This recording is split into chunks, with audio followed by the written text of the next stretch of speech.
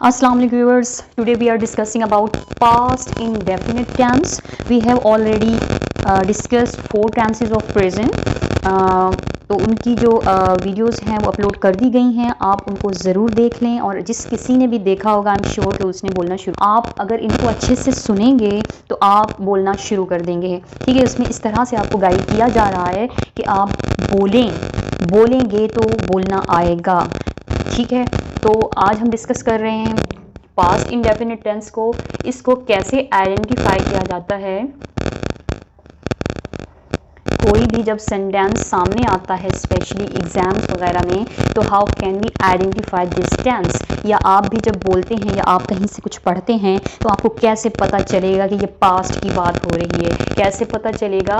Mainly इसमें verb की second form use होती है और इसमें हेल्पिंग वर्ब जो हैं वो यूज़ होते हैं, डिड, राइट, डिड यूज़ होता है। और जैसे ही डिड यूज़ होता है तो वर्ब की जो है वो फॉर्म तब्दील होके फर्स्ट फॉर्म में चली जाती है। सिंपल यानी अफर्मेटिव में सेकंड फॉर्म यूज़ होती है क्योंकि डिड यूज़ नहीं होता। जैसे ही हम नेगेटिव या इंटेरोगेटिव में डिड लगाते हैं तो ये फर्स्ट फॉर्म में तब्दील हो जाती है। ठीक है, अब हम देखते हैं कि हम इसको कैसे सेंटेंस फॉर्म करते हैं, कैसे ड्राइव करेंगे इसका हम फॉर्मूला। अब सिंपल या आप अफर्मेटिव सेंटेंसेस में जब आप देखते हैं अफर्मेटिव और आप कह लें सिंपल सेंटेंसेस, राइट। अब सिंपल सेंटेंसेस में क्या होता है, सबसे पहले आ जाता है सब्जेक्ट। ये तो सब में ही आता है, सब टेंसेस के सेंटेंसेस में। ठीक, उसके बाद जो है वो वर्ब की सेकंड फॉर्म, उसके बाद आ जाता है ऑब्जेक्ट, फुल स्टॉप। जैसे ही नेगेटिव सेंटेंस बनाया जाता है, नेगेटिव जुमलों में क्या होता है, सब्जेक्ट आ जाता है, उसके बाद हेल्पिंग वर्ब, फिर आ जाता है नॉट, एंड देन वर्ब की आपकी कौन सी फॉर्म यूज़ होगी, फर्स्ट फॉर्म। मैं इसलिए क्लियर करके पूरा वर्ब लिख रही हूँ। ठीक है, उसके बाद आप जो है वो ऑब्जेक्ट लगा देते हैं, वर्ब की फर्स्ट फॉर्म लगेगी। क्लियर। अब इसी तरह इंटेरोगेटिव में भी, इंटेरोगेटिव में आपका क्या होगा, सबसे पहले हेल्पिंग वर्ब आ जाता है, उसके बाद आप सब्जेक्ट कर लें, सब्जेक्ट के बाद जो है वो आपकी वर्ब की फॉर्म आ जाएगी, कौन सी लगेगी, फर्स्ट फॉर्म, उसके बाद आपका ऑब्जेक्ट आ जाएगा। ये तो मैंने इसके फॉर्मूले कुछ ड्राइव कर दिए हैं कि आपको कन्फ्यूजन ना हो। इस तरह सेंटेंस फॉर्मेशन होती है। ठीक है, जैसे ही डिड यूज़ होगा फर्स्ट फॉर्म लगानी, अगर डिड नहीं यूज़ हुआ तो सेकेंड फॉर्म लगेगी सिंपल में। Is it clear. इंग्लिश में कोई भी आपको रीडिंग जब आप कर रहे होते हैं तो इस तरह आइडेंटिफाई किया जाता है।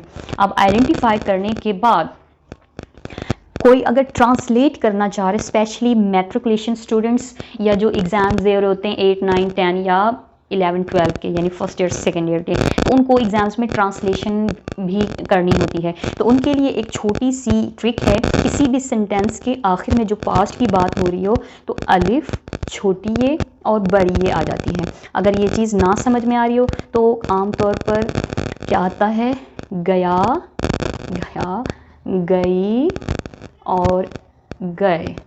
Is it clear. अगर ये भी नहीं पता चल रहा तो आता है हुआ, हुई, राइट, और हुए।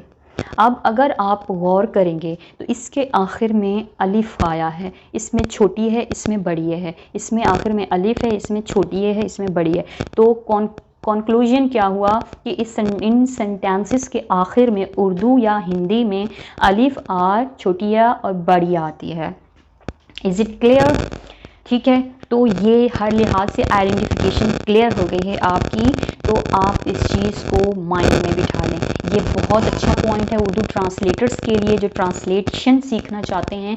तो वैसे अगर ये पॉइंट आपको अच्छा लगा है तो चैनल को सब्सक्राइब ज़रूर कर लें और बेल आइकन ज़रूर दबा दें ताकि नेक्स्ट क्लास जो है वो आप मिस ना करें। और अपने फ्रेंड्स को भी बता, जो आपके स्पेशली क्लासमेट हैं उनको भी बताइए कि अगर आप जो है वो बेसिक लैंग्वेज सीखना चाह रहे हैं स्पीकिंग के हवाले से या एग्ज़ाम्स के हवाले से, तो must join this channel. Thank you. अच्छा, अब हम नेक्स्ट एग्जाम्पल्स ले लेते हैं। ये तो हो गई इसकी इंफॉर्मेशन रिगार्डिंग आइडेंटिफिकेशन। अब हम किस तरह बात करेंगे, हम एग्जाम्पल्स ले रहे हैं यहाँ पर। जैसे मैं कहूँ, अब आज मैं कह रही हूँ कि मैंने कल मूवी देखी, इट वॉज़ वेरी गुड, मतलब इट वॉज को तो चलें छोड़ दें, मैंने कल मूवी देखी। मूवी देखी, देखी ऑफ कोर्स, अगर मैं उर्दू में चले बाद में लिखते हैं, मैंने कल मूवी देखी। आई saw a movie, I saw a movie yesterday। ना लगाएं। आई सॉ अ मूवी yesterday क्या बन जाता है? मैंने देखी एक मूवी कल, मैंने कल एक मूवी देखी। एक देखी, जितनी भी देखी, लेकिन यहाँ एक ही बात हो रही है। अब इसको आप ट्रांसलेशन भी सीखना चाह रहे हैं तो आप देखें, आपको उर्दू से इंग्लिश करने की भी ज़रूरत नहीं है। You can translate even from English to Urdu. मैंने देखा, देखा है ना, देखती तो नहीं हूँ, this is second form. I saw, मैंने देखा, क्या देखा? आ मूवी, एक मूवी, yesterday कल। कोई दिक्कत हुई? नो। अब इसको आप ट्रांसलेशन में इधर लिख दें।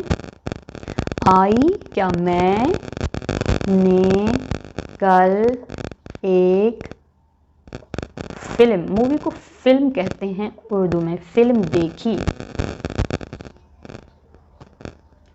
हो गया, मैंने कल एक फिल्म देखी। फिल्म का ये भी डॉट लगा हुआ है, ठीक है। अब आप कोई और एग्जाम्पल ले सकते हैं, आप क्या कहना चाहें, या आप नेगेटिव का साथ में ही एक करते जाएं। क्या कहेंगे, क्या कहेंगे? अब जैसे है, मुझे ये नहीं चाहिए, मुझे ये नहीं चाहिए, आप बोलते हैं, अक्सर बोलते हैं मुझे ये नहीं चाहिए, मुझे वो चाहिए। हाँ, तो क्या चाहिए इसे तो बाद में देखेंगे, लेकिन क्यों नहीं, क्या नहीं चाहिए, मुझे ये नहीं चाहिए कैसे बोलते हैं आप, या उसे ये नहीं चाहिए। अब क्या लिखेंगे? अगर मैं अब शी लिख दें, चलो उसे वो नहीं चाहिए, उस लड़की को नहीं चाहिए, या मुझे ये नहीं चाहिए, आई का बना चुके हैं, चले हम शी के साथ बना लेते हैं। शी, अब नेगेटिव सेंटेंस है, शी डिड नॉट, नहीं चाहिए, मुझे ये नहीं चाहिए, क्या नहीं चाहिए? Did not, I did not. अब नहीं चाहिए की इंग्लिश होती है वॉन्ट, ठीक है, क्योंकि हम यहाँ नेगेटिव सेंटेंस बना रहे हैं तो ऑफकोर्स हम फर्स्ट फॉर्म लगाएंगे, want it. She did not want it, second form इसकी वॉन्टेड होती है, ठीक है। अब शी डिड नॉट वॉन्ट, उसे ये नहीं चाहिए, आप अक्सर बोलते हैं, आप इसकी ट्रांसलेशन भी इसी तरह लिख सकते हैं। शी डिड नॉट वांटेड, उस लड़की को ये नहीं चाहिए था। अब था कर कोई मसला नहीं है, ठीक है। इस ये नहीं चाहिए था, ये नहीं चाहिए था, वो चाहिए था, ये मुझे ये नहीं चाहिए था, वो चाहिए था। आप इस तरह के सेंटेंसेस आप डेली बोल रहे होते हैं, तो आपने कभी गौर ही नहीं किया कि आप कौन से जुमले बोल रहे हैं, आप बोल रहे होते हैं। अब आप इंग्लिश सेंटेंसेस पे गौर करें कि आप कितनी आसानी से ये छोटे छोटे सेंटेंसेस बोल रहे हैं। आप क्या करें, अब वही चीज़ रिपीट करेंगे, एक्सरसाइज करें। एक्सरसाइज में आप जो है वो क्या करेंगे, अपनी डेली रूटीन में जो आप इस टेंस के हवाले से सेंटेंस बोलते हैं उनको आप नोट डाउन कर लें।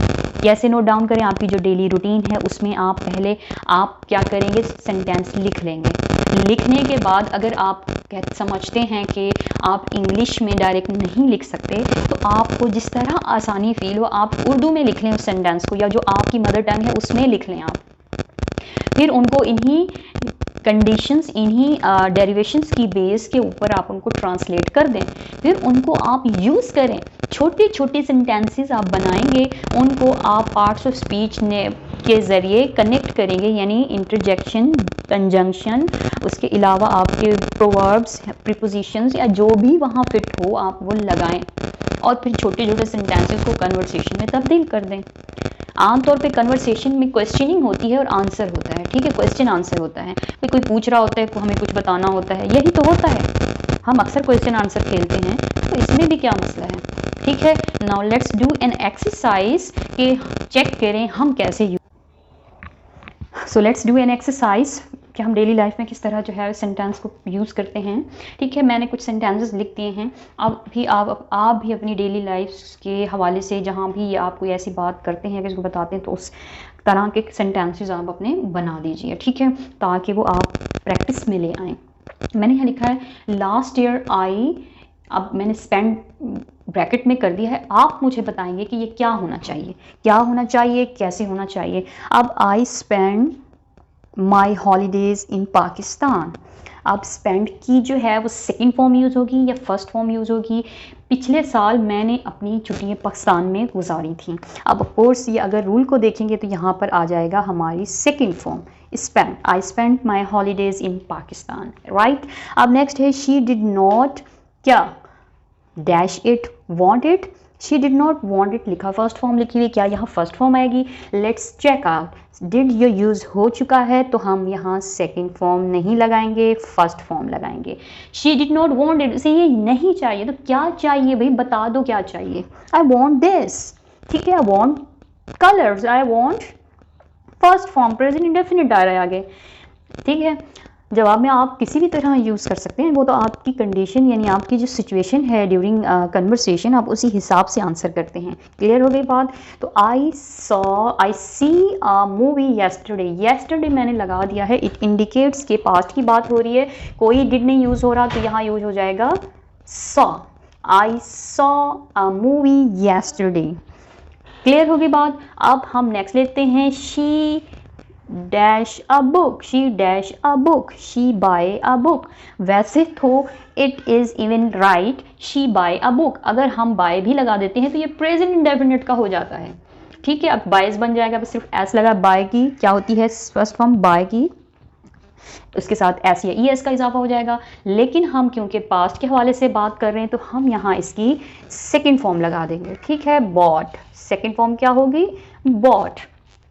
ये सेकेंड फॉर्म अब पास्ट इंडेफिनिट बन गया है। अब नेक्स्ट है Abira dash at the boy, क्या लाफ एट द बॉय। वैसे तो ये भी ठीक है, Abira laugh at the boy, के लड़के के पर हंसती है, अगर हंसती है, अगर आप प्रेजेंट इंडेफिनिट की बात करें तो इट्स राइट। अगर पास्ट की बात हो रही है तो ये क्या बन जाएगा? Laugh, laugh, laughed, laughed.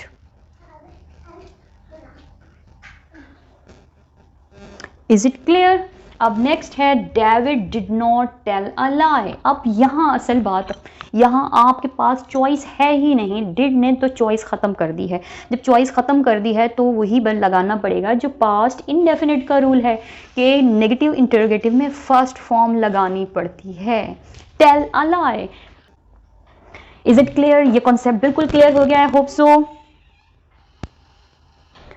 अब जो है वो आप अपनी डेली लाइफ के लिहाज से सेंटेंसेस बनाइए कि आप अपनी डेली लाइफ में कौन सी किस्से कहानियां सुनाते हैं अपने फ्रेंड्स को और आपको इस तरह की पास की बातें याद आती हैं और आप उन्हें बताते हैं, ठीक है। आप किस तरह उनका दिल बहलाते हैं पुरानी बातें याद कर करके, वो पुरानी बातें, वो किस्से कहानियाँ जो आपको नानी अम्मा और दादी अम्मा सुनाती हैं या कभी कभी दोस्त भी कोई अपना कोई किस्सा सुना देता है, तो वो आमतौर पर पास्ट में डिस्क्राइब किया जाता है, पास्ट में बताया जाता है कि मैं वहाँ था तो मैंने ऐसे किया था, तो मैंने यूँ किया था, तो मैंने मूवी देखी थी, मैंने सांप देखा था, मैंने डायनासोर देखा था, इस तरह मैंने चाय पी, मैं होटल पे बैठा ही हुआ था कि सामने से बड़ी सी ट्रेन गुजरी जहां मैं हंस पड़ा, उसे देख के मुझे ऐसा लगा जैसे कि मैं जाने कहाँ आ गया, ठीक है। तो इस तरह की जो भी आप पास्ट की बात बताते हैं, वो जो किस्से कहानियाँ सुनाते हैं, वो आमतौर पर इसी ज़ुबान में लिखी जाती हैं, यानी पास्ट में बयान की जाती हैं। तो ये पास्ट जो है आपने सीख लिया है, अब आप इसको इम्प्लीमेंट करना शुरू कर दें, यानी आप अपनी बहना को रात की लोरी सुना दिया करें कुछ बना के, इस तरह के सेंटेंसेस, ठीक है। क्लियर हो गई बात? अगर समझ में आया है तो चैनल को लाइक और सब्सक्राइब कर दीजिए और बेल आइकन पे प्रेस कर दीजिए ताकि हर आने वाली वीडियो का नोटिफिकेशन आपको मिल सके और आप जो है वो अच्छे से प्रैक्टिस करना शुरू कर दें। वही बात कि अगर बोलना शुरू नहीं करेंगे तो कभी भी आप फ्लुएंट नहीं हो पाएंगे। There is the only way to learn any language that आप के पास जितनी वोकैबुलरी आप आ रही है, जितना आप सीख रहे हैं, उसको आप इंप्लीमेंट करना शुरू कर दें, उसको आप बोलना शुरू कर दें। जैसे ही आप बोलना शुरू करेंगे तो ऑफ कोर्स एक के बाद दूसरी, तीसरी बात, चौथी बात, पांचवी बात आपको इस तरह प्रैक्टिस में आती जाएगी और आपका एक्सेंट जो है वो भी अच्छा होता जाएगा और इवन आपका एक दिन ऐसा भी हो जाएगा कि आप में और एक जो इंग्लिश स्पीकर है उसके दरमियान कोई भी फ़र्क नहीं लगेगा। ये तभी पॉसिबल है जब आप आज से शुरू करेंगे बोलना, ठीक है। बिकॉज एवोल्यूशन ब्रिंग्स रेवोल्यूशन, और कोई तरीका नहीं है। आपको लॉलीपॉप तो बहुत सारे लोग दे सकते हैं लेकिन ये रियलिटी हर कोई नहीं बताता, ठीक है। ये सच है, थोड़ा सा कड़वा है लेकिन आप इसमें मिठास भर सकते हैं। आज से ही बोलना शुरू कर दें। सो टेक केयर, अल्लाह हाफिज़, सी यू इन नेक्स्ट क्लास।